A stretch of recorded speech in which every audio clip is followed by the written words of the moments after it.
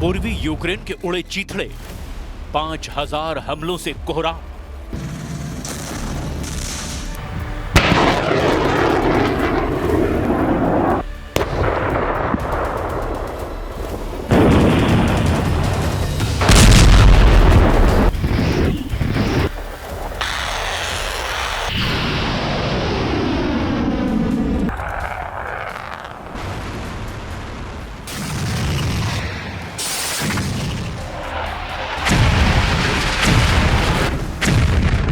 Putin ने पिछले 21 दिन में दिखा दिया कि वो यूक्रेन में जब तक अपना टारगेट पूरा नहीं कर लेंगे तब तक वो यूक्रेन पर तूफानी हमले करते रहेंगे।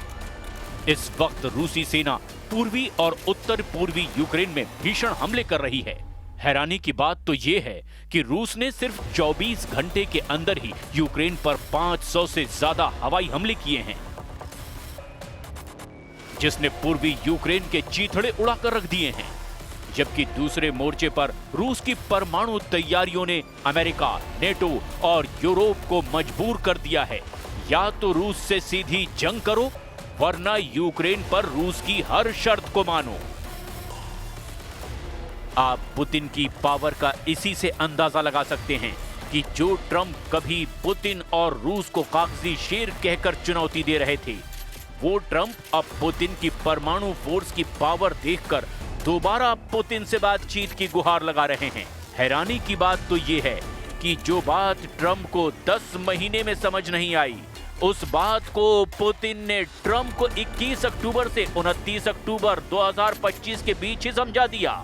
पुतिन की परमाणु ऊर्जा से चलने वाली क्रूज मिसाइल बुरेवेस्निक और परमाणु हमला करने में सक्षम पोसाइडन टॉर्पीडो, या यूं कहें कि समुद्री ड्रोन ने ट्रंप समेत नेटो के सभी 32 देशों को दिखा दिया कि अगर जरा भी रूस की घेराबंदी की कोशिश हुई तो रूस परमाणु धमाके करने में जरा भी वक्त नहीं लगाएगा। लेकिन वो कैसे होगा? हम शुरुआत करते हैं पूर्वी यूक्रेन पर रूस के उन हवाई हमलों से जिसने राष्ट्रपति ज़ेलेंस्की की चीखें निकाल कर रख दी है।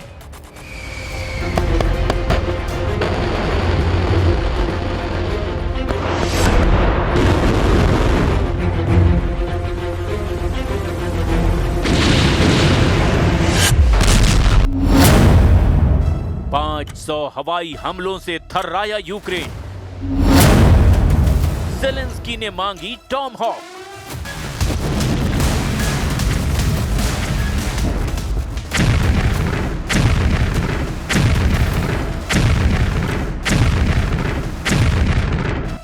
पूर्वी यूक्रेन में इस वक्त यूक्रेनी सेना के चीथड़े उड़ाए जा रहे हैं।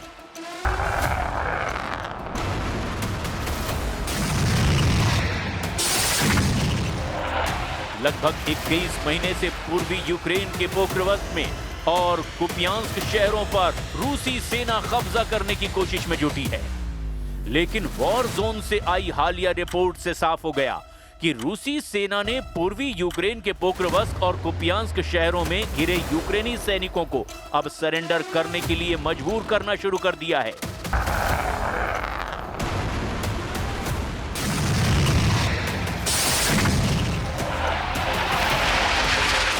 अभी तक जो आंकड़े सामने आए हैं उसके मुताबिक रूसी सेना ने लगभग 11,000 यूक्रेनी सैनिकों को पोक्रोवस्क और कुपियांस्क के चारों तरफ से घेर लिया है।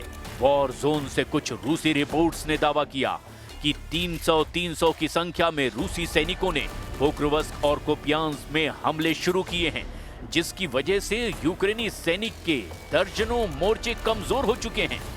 हालांकि यूक्रेनी सेना ने रूसी घेरा तोड़ने के लिए एक स्पेशल लड़ाकू हेलीकॉप्टर से यूक्रेनी सेना के 11 स्पेशल कमांडो को भेजा था, लेकिन आखिरी वक्त में रूस की खुफिया इनपुट के आधार पर यूक्रेन के 11 स्पेशल कमांडो को रूसी सेना ने ड्रोन हमले में मार डाला।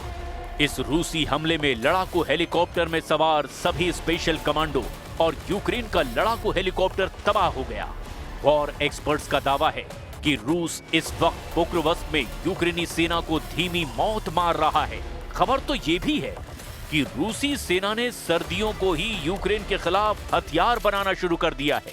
घने कोहरे की आड़ में रूसी सेना दनादन यूक्रेनी सेना पर हमले कर रही है। हम आपको ये भी बता दें कि पिछले 24 घंटे में रूसी सेना ने पोक्रोवस्क और कुपियांस्क पर और दबाव बनाने के लिए पूरे यूक्रेन पर जबरदस्त हवाई हमले किए हैं।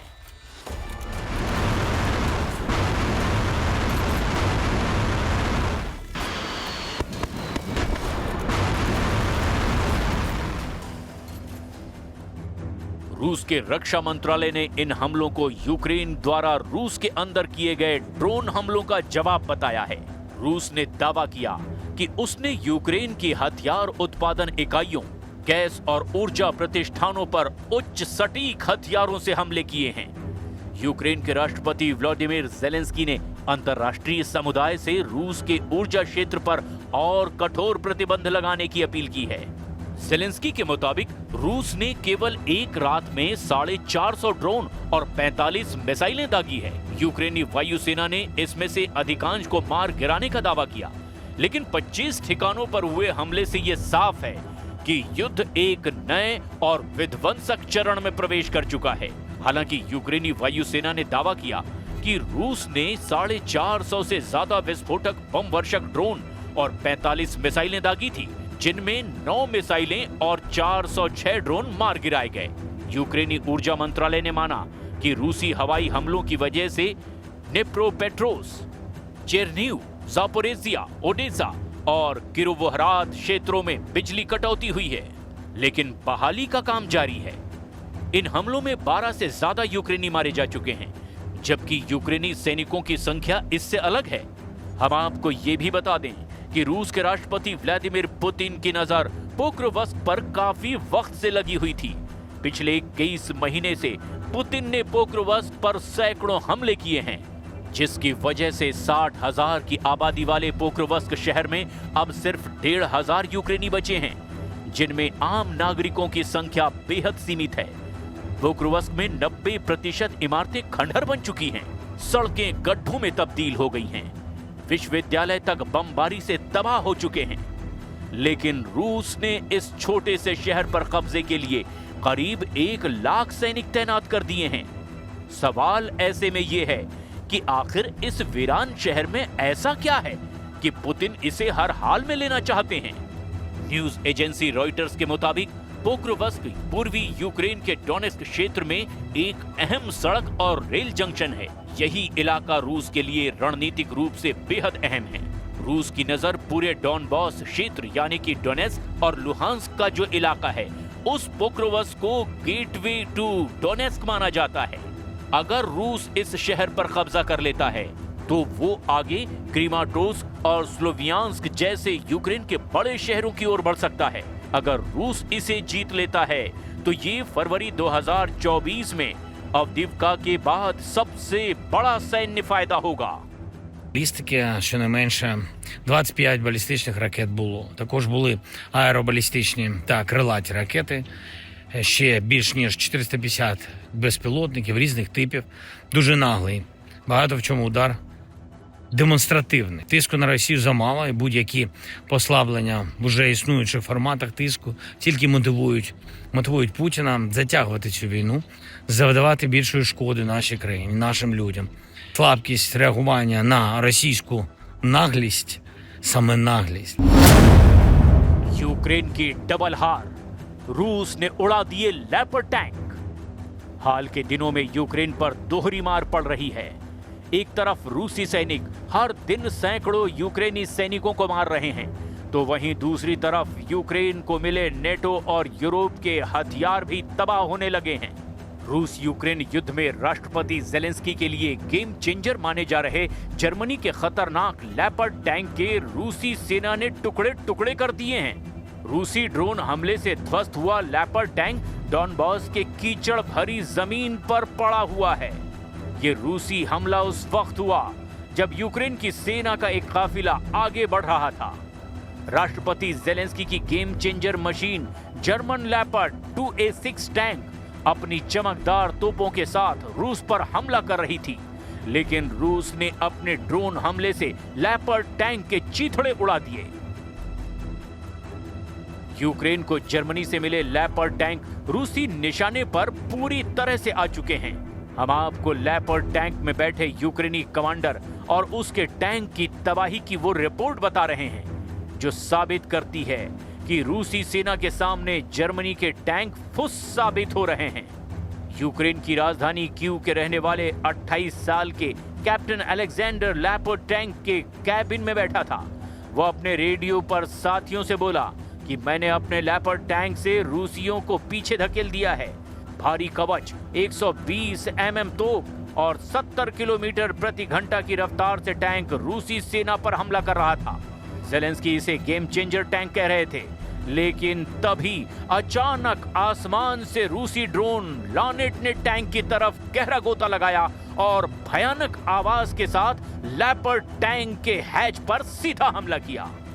रूसी ऑपरेटर सर्गेई इस ड्रोन को डोनेट्स्क के एक गुप्त बंकर से कंट्रोल कर रहे थे।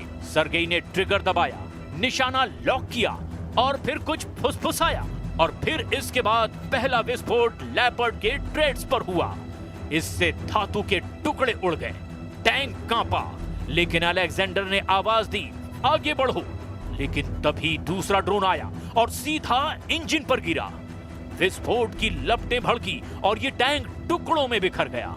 जोरदार धमाके से कुछ सेकंड में ही यूक्रेन को जर्मनी से मिला लैपर्ड 2A6 टैंक टुकड़े टुकड़े हो गया। यूक्रेन के इस टैंक की तबाही का लाइव वीडियो रूसी ड्रोन के कैमरे में कैद कर लिया गया। Und zum anderen haben wir und bauen auf Kräfte, Streitkräfte, Truppe, Land, Luft, See, Cyberinformationsraum, Weltraum. Also alles Fähigkeiten, die wir bereits heute haben und die werden weiter verstärkt. Die werden weiter ausgerüstet, ausgestattet, aufgebaut und mit den Plänen dann in Deckung gebracht, sodass wir, sollte es zu dem Fall kommen, auch tatsächlich unser Land erfolgreich verteidigen. रूस का परमाणु परीक्षण, Trump पर Putin का खौफ।